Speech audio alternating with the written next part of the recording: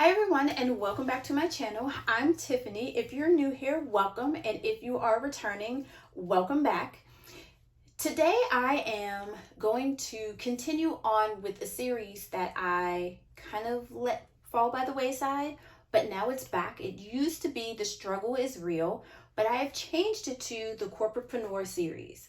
And in this series, it will be a monthly video on my behind the scenes and the struggles that I face with being a corporatepreneur, which is working a 9 to 5 and also building my own business on the side.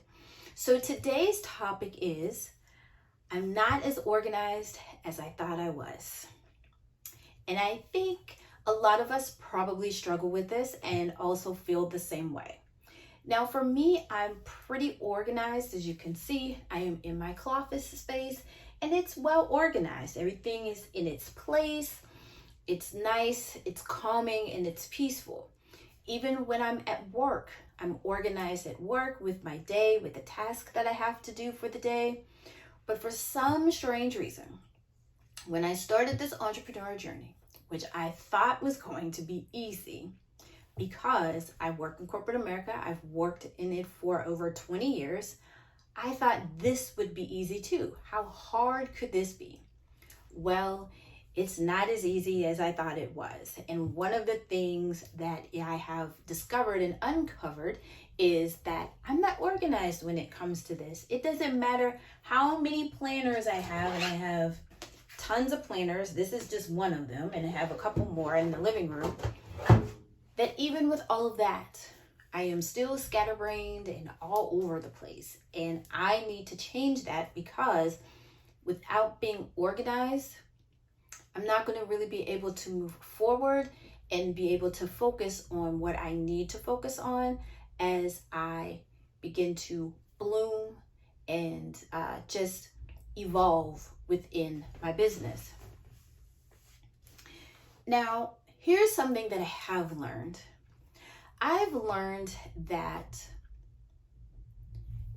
being someone that you're a founder of your own company is completely different than being an employee, because we are the owner and we have to steer the ship.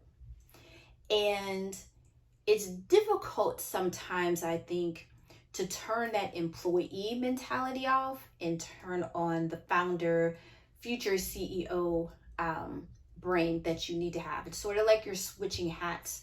By day I'm doing this, and then by night I'm doing this here as I'm doing now. So learning how to do that is very helpful. And also just understanding what my strengths are and the areas that I need to work on as far as building a business.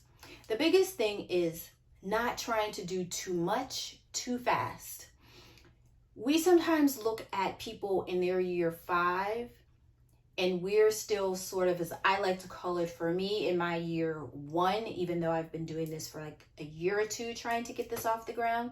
And I'm trying to utilize and incorporate strategies that someone that has 5+ years in the game, when I need to be focused on just where I am at right now.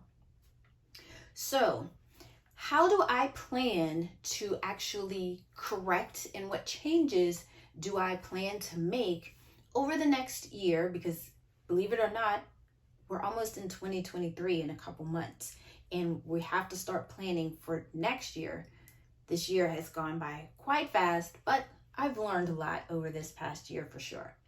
So how do I plan to correct this? Well, one, I want to create a weekly work schedule. Now, I already have a weekly work schedule. I usually work on my business from 8 to 10 o'clock, Monday through Friday, Monday through Thursday, Monday through Friday.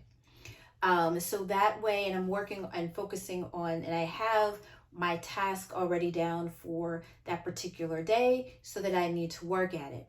What I also need to incorporate for me as well is probably a Saturday. I don't know what it is about a Saturday that I don't feel like working on a Saturday. But again, that's probably coming from that employee mindset because I'm off. But right now, I still have to work, even if it's 3 to 4 hours on a Saturday, to begin to incorporate that into my regular schedule so that I can get things done, because there's not too many hours in the week. I also I want to incorporate maybe at least once a month where I do on a Friday, where I have a late night Friday, to where I'll work a little bit later on my business, just to get things accomplished and to get things done. So creating a schedule will definitely be very helpful, more helpful for me as I become more comfortable with my schedule, and making sure that as I'm working, I'm getting rid of also distractions, which also help with not being organized either. So number one, creating a weekly work schedule. Number two, setting deadlines. I don't set deadlines. I think I do, but I don't set deadlines. It's one of those, I'm gonna do it today. Oh, it'll be done in 2 weeks. Or I'll push something out further than what I would want to, because I can just, I'll do it tomorrow. I'll do it tomorrow. I'll do it tomorrow. But tomorrow comes and we still don't do it, and it never gets done. And by the time you look up, a whole month has passed, and some big project, no matter whether it's big or small, it just isn't done. So setting deadlines for myself as I begin to become a little more organized and a little bit more focused. So definitely setting deadlines. And I would also include in that setting goals, setting realistic, attainable goals. As I stated earlier, sometimes we think that we're in where we see somebody in their year 5, that we can have that same result, but in reality, we can't. So coming back to basics to build the solid foundation, because they already have a solid foundation, but coming back and making sure that this is strong, and making sure that deadlines and goals are being met, and checking in with my deadlines and goals on a daily, weekly basis to make sure that everything is going the way that it is. Now, this could also look like saying week 1 of the month, the first week of the month, I'm going to focus on content. Week 2 of the month, it might be I'm going to film and record the month. Maybe week 3, I'll work on creating my mini course or something of that nature. So trying to figure out ways that will help me become organized, because we can get all the tools and the tips and the recommendations, but we still at the end of the day have to figure out what works best for us so that we are organized. And number 3, this is should probably be number 1, but I'm going to say number 3. I need to focus on the season of business that I am in. Now, I've listened and followed to 2 amazing business coaches that I know, and I will leave their links to their YouTube channels in the description box below. And they always say to honor the season that you're currently in. Because when we're looking at, say, a season 4 or a season 2, we haven't even honored the first season yet, right? And focusing on what matters and what is important. So for me, going by one of the business coaches that I listen to, her name is Jerisha Hawk, and I will put her links in the description box below. She has this structure of where you need to focus on at what season that you're in. So for me, from her model, I'm at the 0 to 100K.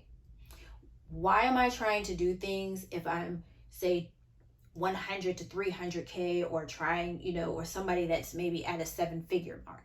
So really coming back down here and focusing on, as she likes to say, articulating my value, being consistent and being in front of the camera so people get to know me, and being learning how to sell, because it's a contact sport, and to continue to do it over and over and over and over again until I'm able to articulate my value in such a way that it becomes easy and simple, because that's not easy and not simple for me right now. I still sometimes have an idea, but I'll either go over here or I'll keep trying to revamp things over and over again. So For me right now, for the next year, one of the main things that I will do will just focus on that particular role in this particular season that I'm in, because this will allow us to take a lot of weight off of our shoulders and thinking we have to do everything right now, and just focusing on one area in the season that we're currently in. So that will make it to where if you have a product-based business, it might mean you are just focusing on making your product better and getting it out there and doing the if you have to take photos or getting it out there, or if you have, depending on what you have, if it's a formula, if you're doing body butters or anything like that. For me, I'm a service-based business, so that means getting out and talking to people and showing up on camera more and talking about the service or services that I offer so that people understand that as well. With doing all of this, and I will actually get into it in a later video, which will really help kick everything off, is about making a huge commitment to this and making a commitment to yourself. But I'll get to that in the next video in the Corporatepreneur series. But I want this series to be something that allows everyone to grow, that you don't have to be ashamed of being in this space, because I've been in this same little hamster wheel for probably 2 years now, and I'm ready to get off of this hamster wheel and start really putting myself out there and really becoming who I need to become so that I can be the founder and CEO that I know that I can be. And I cannot do any of that until I become organized. And I want to help you and take you on a journey with me, because we hear a lot of people's stories about how they had it when they were coming up and the issues and the things that they had.